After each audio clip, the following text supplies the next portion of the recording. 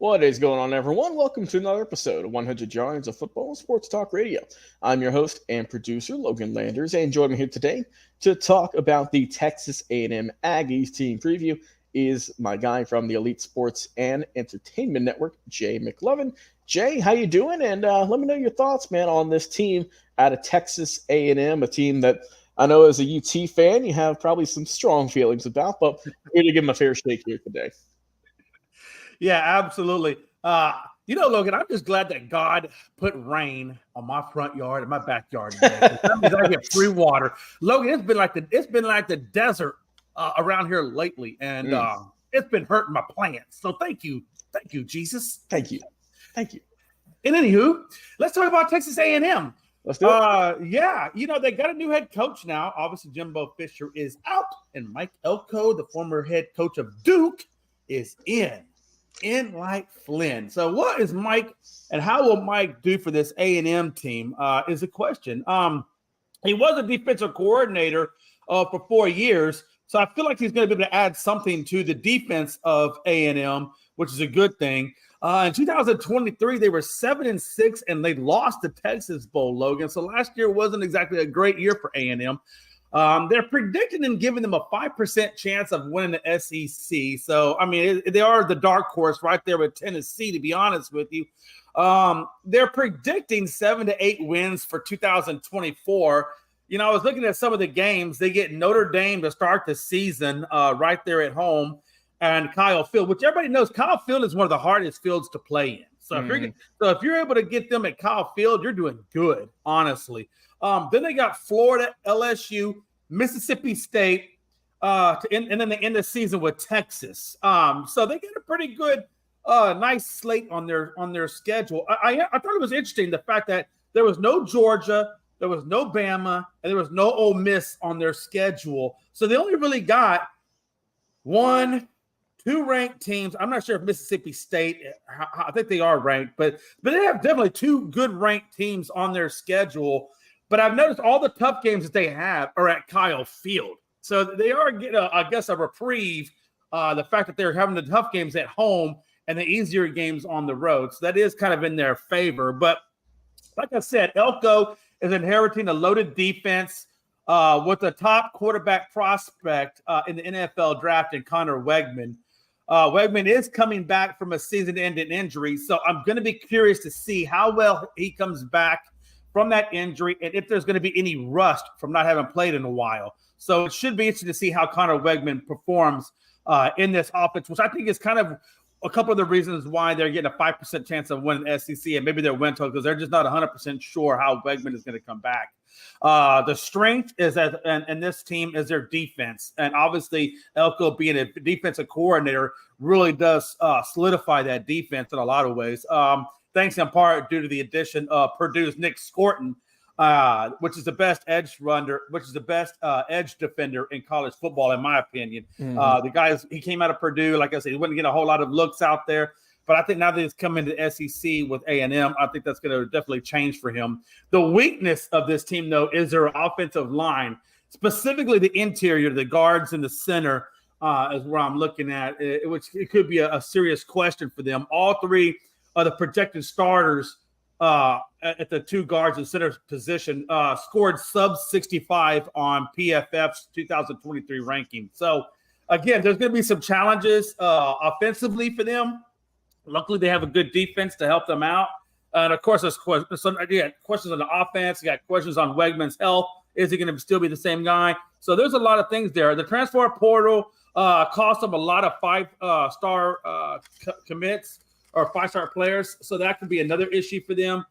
But ultimately, I see this team going, I think 7 to 8 wins is probably satisfactory for them. I think this squeak out 9. I don't think they're going to make the playoffs, though.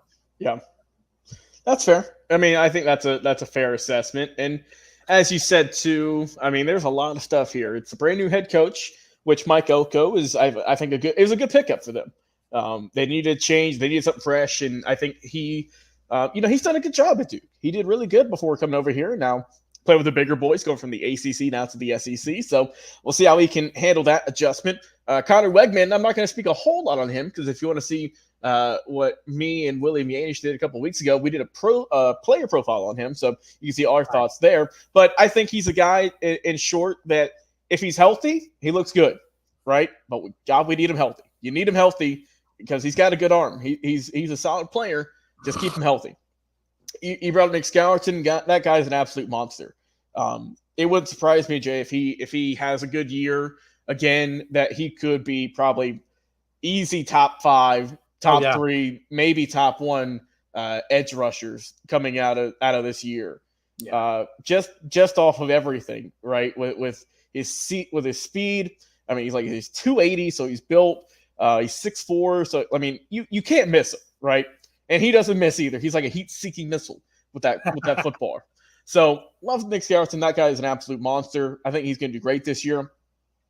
Rest of this team, as you mentioned, you've got good players like, Le'Veon Moss, who's a junior in the backfield there, wide receiver. You've also got, like I said, this is another thing too. This is a very experienced team.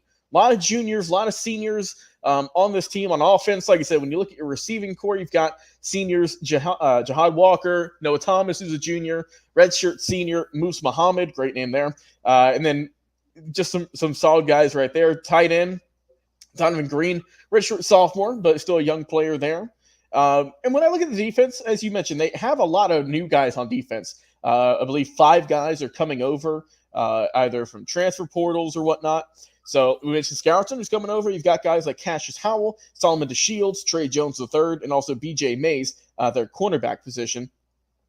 But I think this is a good team. I think that A&M, when you look at them as a whole, this is a solid team, but I don't know if they have just what it takes quite yet to kind of, go to that upper echelon there in the SEC. I think they are going to improve those. Yeah, their 7-6 record from last year. I think that they'll do better than that. And when you look at who they're facing in their 2024 schedule, you mentioned, they've got some decent opponents in there. And when I pull up their schedule here, obviously you've got Notre Dame week 1. That's a tough one. My God, That's a tough one there. But then you've got it should be an easy win against McNeese. Florida, it's Florida, right? They're going to have some good talent, but for Florida, it's hard to judge them. You got some easy wins, hopefully, against Bowling Green and Arkansas. Missouri, I think Missouri will get them on that. Missouri's top 10 team this year. So I know they're going to be at Kyle Field, so that will help, but I think Missouri's just head and shoulders above at the moment. You got LSU as well, who's a top 25 team. And then, South Carolina that could be a good win there. Auburn a little bit later. And, of course, their last game of the regular season, that being against your team, Jay, the Texas Longhorns there, the day after my birthday on the 30th of November. So that's always going to be a good matchup. And, of course, y'all are heading out to Kyle Field in a hostile environment. So that'll always be a good game. Regardless of their stature and their standings, you hate each other, right? It's Georgia Tech, it's Texas A&M and Texas. At that point, I don't really look at the standings saying, okay, they're 4-7 and they're undefeated. Nah, you can throw that out the window. We've seen crazy things happen, man. So, but no, I do think that overall Texas A&M will improve on their record from last year. They'll probably squeak into a bowl game. I could see that. But do I think they're top 12 into the college football playoffs? Not this season. And it's interesting, though, Jay, because as I mentioned, there's a lot of juniors, a lot of seniors who might dip out after this year. Especially if you're a senior, you're probably going to be heading to the draft. If you're guys like Nick Skellerton, I know he's probably leaving. So they have kind of a short window, and you just kind of hope that you can maybe get a good run going here before you lose some of those guys coming into 2025. But that's another case for another day. Overall, I think A&M's going to improve this year, but I still think they got a couple pieces they need to fix and get better on and improve, which, hey, they could do so. Some of the guys maybe they've got in their recruiting class, they might step up this year. We know they have a lot of transfers as well who they might kind of surprise us, but I think A&M's a good ball club, but I'm not putting them in the elite status quite yet. That's my thoughts on Texas A&M. That's Jay's thoughts as well, but want to hear your thoughts on Facebook and YouTube, main 2 platforms over there. Also, be sure to go check us out on our podcast on Spotify and Apple Podcast every single week. For Jay McLovin of the Elite Sports and Entertainment Network, I've been your host and producer, Logan